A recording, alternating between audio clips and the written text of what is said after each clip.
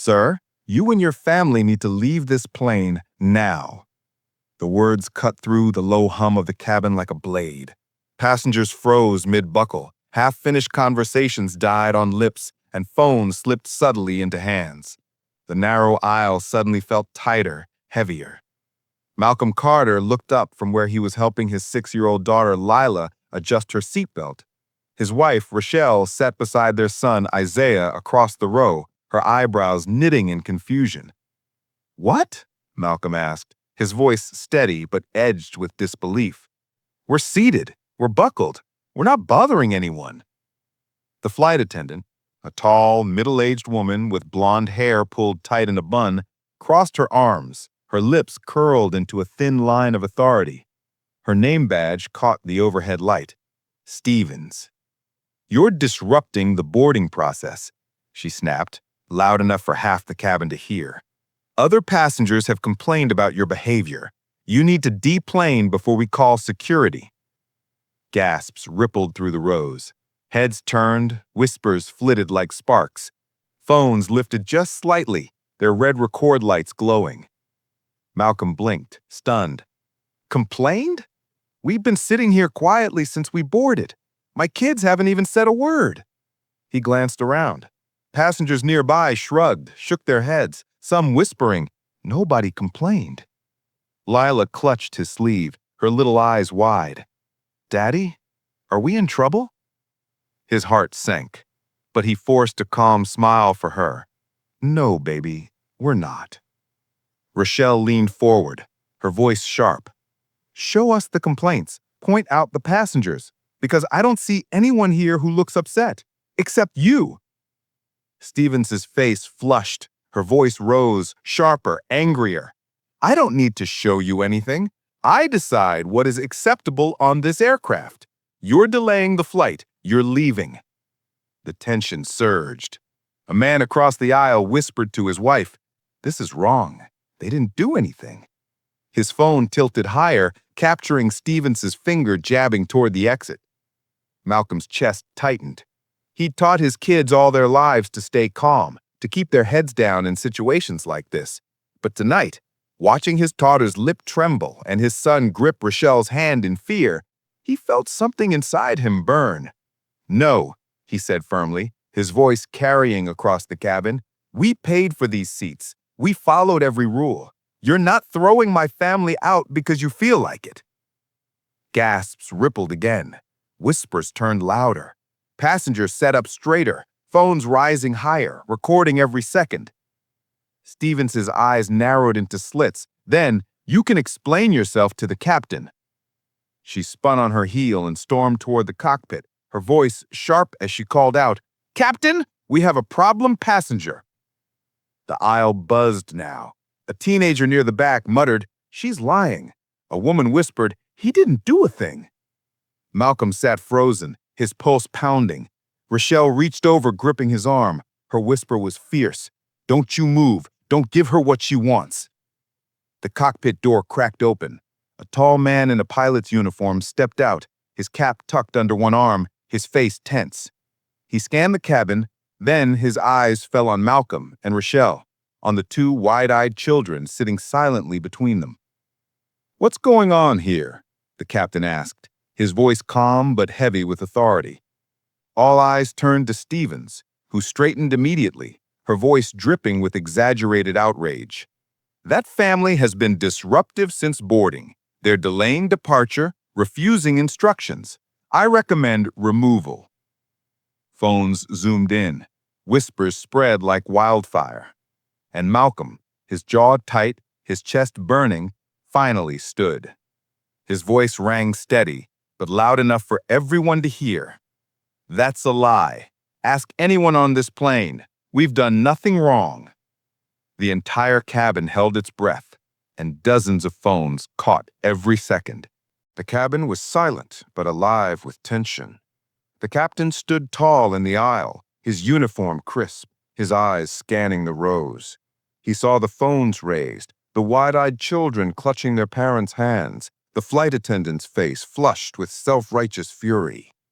"Tell me exactly what happened," he said firmly. Stevens jumped in immediately. her voice loud and theatrical. They were argumentative from the start, blocking the aisle, ignoring instructions, causing a disturbance. I've been flying for 20 years. I know when passengers are going to be trouble. A murmur of disbelief swept through the cabin. Phones angled toward her face, recording every exaggerated word. Malcolm's jaw clenched, but he kept his voice steady. That's not true. We boarded, we sat down, we buckled our kids in. We didn't raise our voices, we didn't block anyone. The only disturbance here is her. Rochelle leaned forward, her voice sharp. Look around you, Captain. Do you see any angry passengers? Do you hear anyone complaining? Because the only complaints I hear are about her. A man in row 8 spoke up. She's lying. They were quiet the whole time. A woman across the aisle added, I've been watching since they boarded. They didn't do anything wrong. Stevens whipped around, her face reddening. Stay out of this, she snapped at the woman. But the damage was done. More voices rose from the rows. She's targeting them. Totally uncalled for. We all saw it. The captain's brow furrowed as he listened. His eyes flicked to the phones in nearly every hand. He knew this wasn't just a dispute. This was a story that could leave the plane, leave the airport, and explode across the internet. Enough, he said finally, raising a hand. I need facts, not shouting. Did anyone record what happened? Dozens of passengers lifted their phones higher in unison. Screens glowed with captured moments. Stevens pointing, her voice sharp. Malcolm's calm denial. Rochelle holding her child protectively. The captain's jaw tightened.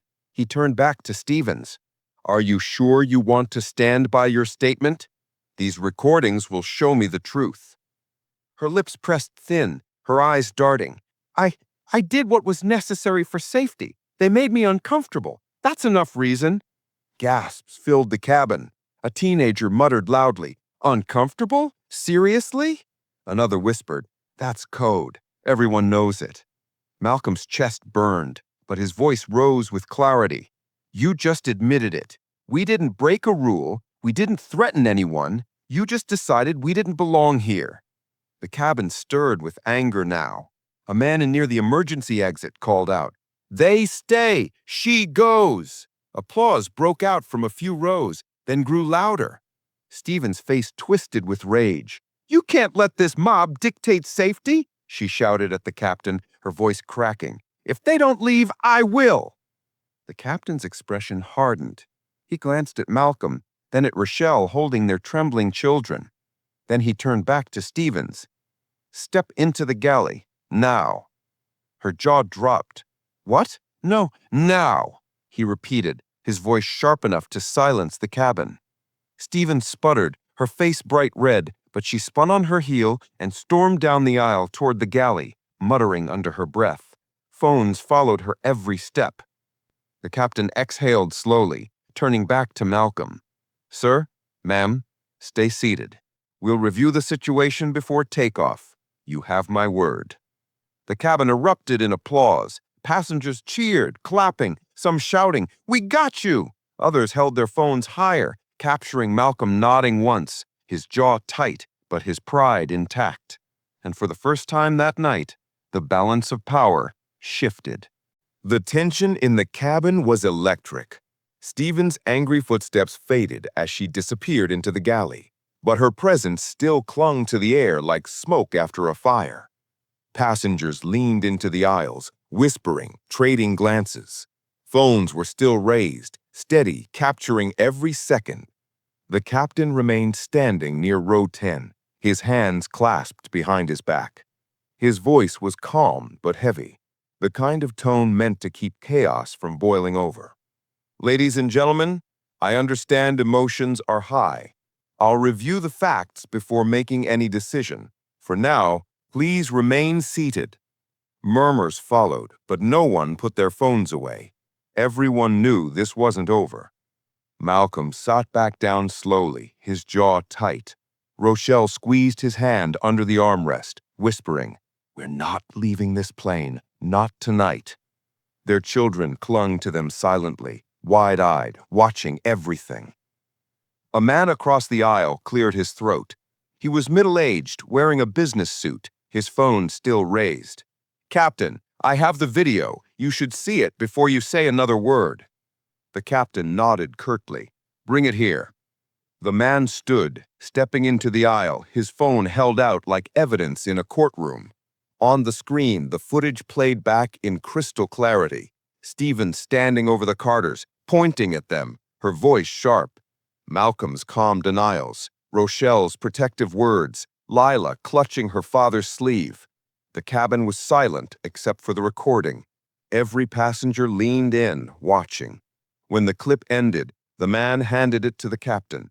"That's what happened." Another woman stood from row 7, holding her phone up high. "I got it too, from when she said she was uncomfortable. Everyone heard it." The captain watched both videos, his expression unreadable, but the tightness in his jaw betrayed him. He turned slowly, eyes sweeping the cabin. "Is there anyone here who will confirm the flight attendant's claim that this family was disruptive?" The silence was deafening. Not a single hand rose, not a single voice spoke. Instead, one by one, voices rose in defiance. "They were quiet. They did nothing wrong. She targeted them. We all saw it." The swell of voices was undeniable. Phones tilted higher. Passengers nodded, their anger sharp, their solidarity louder than Stephen's lies. Malcolm felt his chest tighten, but this time it wasn't fear, it was relief. It was vindication.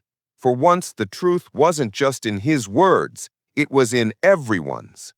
The captain exhaled, his shoulders heavy. He handed the phone back to the man and raised his voice. "That's enough." But the cabin wasn't satisfied. A passenger near the back shouted, "So what now? They stay, right?" Applause broke out, echoing through the cabin. Passengers clapped, cheered, shouted, "They stay!" and "We're with them!" The captain raised his hands to quiet them, but even he couldn't completely hush the crowd. His eyes flicked toward the galley where Stevens had vanished. He knew this wasn't just a passenger dispute anymore. It was a public reckoning. Every video in this cabin was already halfway to the internet. He straightened his cap, his voice steady but loud enough for the entire plane. "This family will remain on board." The cabin exploded. Applause thundered. Cheers echoed against the overhead bins. Rochelle pulled Lila close, whispering, "See, baby, we belong here." Malcolm closed his eyes for a moment, letting the relief wash over him, but his grip on Rochelle's hand stayed firm. The captain's voice lowered, more personal now. He looked directly at Malcolm. "I'll be speaking with my crew, but let me assure you, sir, you and your family are safe here." Malcolm nodded once, his pride intact. "Thank you, that's all we wanted." But deep in the galley, Stephen's face was pale and twisted with fury. She knew what had just happened. The crowd had turned, the captain had chosen, and her authority was gone, and the whole world was about to see it. The cheers still echoed through the cabin when the cockpit door slid shut again. Passengers leaned back in their seats, but no one turned off their phones. Every red recording light stayed on, aimed toward the galley where Stevens had disappeared. The hum of the engines vibrated faintly through the floor. The captain stood at the front, arms folded behind his back, his eyes fixed on the narrow corridor. Silence fell again, a tense, waiting silence, as if the entire plane was holding its breath. Then, slowly, Stevens reappeared. Her face was pale, her shoulders stiff, but her eyes darted nervously to the raised phones. The authority she had wielded minutes ago was gone. Every passenger watched her not as a leader of safety, but as the villain of the night. The captain's voice carried through the cabin like a verdict. "Miss Stevens, I've reviewed multiple passenger accounts and recordings. It is clear to me that your description of events does not match reality." Gasps and whispers rippled down the aisle. Phones tilted closer. Stevens's lips trembled. "Captain, with respect, I acted in the interest of safety." "No," the captain cut her off sharply, his voice rising. "You acted on bias. You escalated a situation that never existed. and you attempted to remove a family from this aircraft without cause." Applause erupted again, louder this time. Some passengers cheered, others shouted, "That's right, and tell her." Stevens's eyes flicked desperately to the crowd, then back to the captain. Her voice cracked. Are you taking their side over mine?" The captain stepped closer, his shadow falling over her. "I am taking the side of the truth, and the truth is you abused your authority tonight." The cabin roared with approval. Passengers clapped, stomping their feet lightly against the floor. Stevens shrank under the weight of it. Her authority, her composure, her career, all of it crumbling in front of dozens of recording phones. The captain turned to the Carters, his expression softening. "On behalf of this airline, I apologize. You were treated unfairly. You will remain in your seats, and you will be treated with the respect you deserve." Rochelle nodded, tears brimming in her eyes as she hugged her children tighter. Malcolm straightened, his voice steady but firm. "That's all we wanted from the beginning. Respect." The captain gave a solemn nod. Then, turning back to Stevens, his tone hardened once more. "You are relieved of duty for the remainder of this flight. Take a seat in the jump seat and do not interact with passengers." The gasps turned into thunderous applause. Some passengers even whistled. Others shouted, "Justice!" and "Sit her down!" Stevens's face crumpled. She opened her mouth as if to argue, but the roar of approval drowned her out. Shoulders slumping, she turned stiffly and walked back toward the jump seat at the rear of the plane. Phones followed her every step. Her humiliation was permanent now, etched into video clips already destined for millions of views. The captain picked up the intercom, his voice carrying through the cabin speakers. "Ladies and gentlemen, thank you for your patience. We will be departing shortly. And I'd like to remind everyone, respect is not optional on this aircraft. Every passenger deserves dignity. That will be upheld here tonight." Applause thundered again, louder than before. As the plane finally taxied and lifted into the night sky, the cabin buzzed with whispered conversations. Passengers leaned toward the Carters, offering smiles, nods of support, quiet words like, "We're with you," and "You showed strength tonight." Malcolm leaned back in his seat, Rochelle resting her head on his shoulder. Lila and Isaiah, finally calm, drifted into sleep against their parents. For the first time that night, peace settled over them. When the flight landed hours later, the applause began again as the Carters stood to leave. Passengers clapped, some cheering, others filming their walk down the aisle. Rochelle held her daughter's hand, Malcolm carried his son's bag, and together they walked off the plane with their dignity intact. Behind them, Stevens remained slumped in the jump seat, her eyes hollow, knowing her downfall had already spread beyond the cabin walls. And as a Carter stepped into the terminal, Malcolm glanced back just once, not at her, but at the rows of passengers who had stood with him. His voice was quiet, but carried in the cheers still echoing behind him. "They tried to break us. Instead, they showed the world who they really are." The crowd erupted one last time. And with heads held high, the Carter family walked into the terminal, leaving humiliation and justice in their wake.